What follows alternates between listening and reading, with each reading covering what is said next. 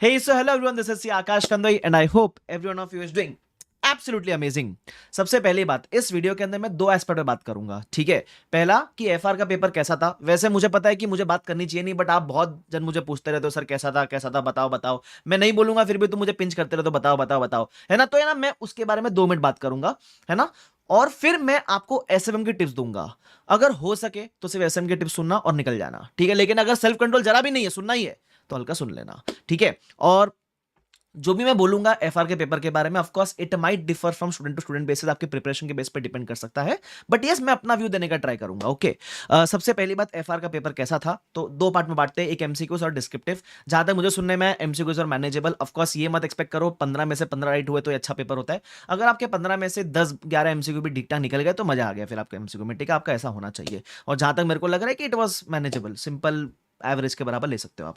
रही बात डिस्क्रिप्टिव की, ठीक है। तो डिस्क्रिप्टिव जब मैंने देखा तो पहला क्वेश्चन लाइक ऑलवेज वो ऐसे करता है, ये पहले क्वेश्चन में कुछ ट्रिकीनेस पूछता है, ठीक है। तो जिसने पहला क्वेश्चन पहला अटेम्प्ट किया, सीएफएस का क्वेश्चन था, नए एडजस्टमेंट्स वगैरह पूछे तो बच्चा फंस सकता है अगर पहले उसने अटेम्प्ट किया रहेगा तो। बट मैंने बताया था कभी भी क्वेश्चन डिफिकल्ट लगे सीएफएस का पहला कभी अटेम्प्ट करना ही मत, आखिर में अटेम्प्ट करना उसको या बाद में अटेम्प्ट करना उसको, ठीक है। तो अगर वो पहला एक कंपलसरी क्वेश्चन छोड़ दो सीएफएस का, तो उसके बाद के जितने भी क्वेश्चन थे देवर डायरेक्ट, मतलब डायरेक्ट जैसे मैंने एलडीआर बताता हूं, एलडीआर में से था मेरा, एलडीआर बोल लो या आईसीआई किताब बोल लो, आईसीआई के मॉक टेस्ट बोल लो, आरटीपी बोलो, जो भी था आईसीआई के मटेरियल से वो क्वेश्चंस थे।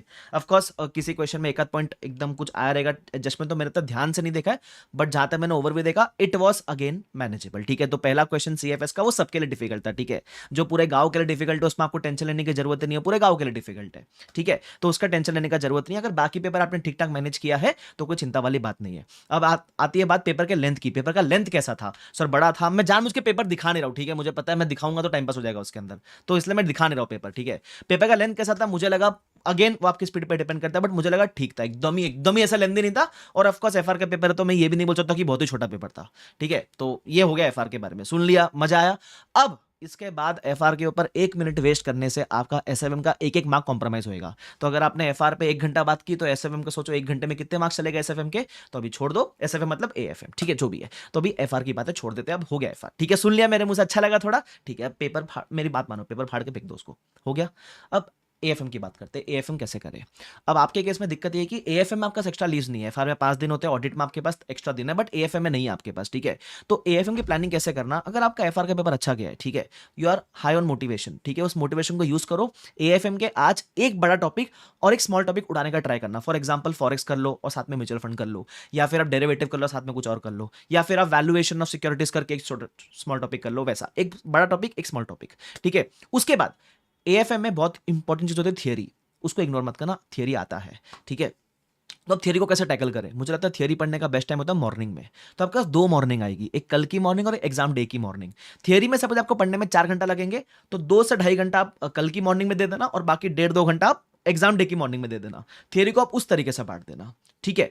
अगर आपका आज का एफआर का पेपर इतना अच्छा नहीं है तो आप क्या करना, आज बड़े टॉपिक के बदले आधा स्मॉल टॉपिक्स कर लेना। सारे स्मॉल टॉपिक जो लगता है ना इजी लगता है आपको, मर्जर एक्वेशन हो गया, म्यूचुअल फंड हो गया, जो भी स्मॉल स्मॉल टॉपिक है वो करना, और बड़े टॉपिक फिर कल करना। बट अगर थोड़ा भी अच्छा मूड है तो प्लीज एएफएम का बड़ा टॉपिक आज, स्मॉल टॉपिक आज, ठीक है, एक छोटा टॉपिक, और बाकी जो भी पेंडिंग पोर्शन हो कल कंप्लीट करोगे।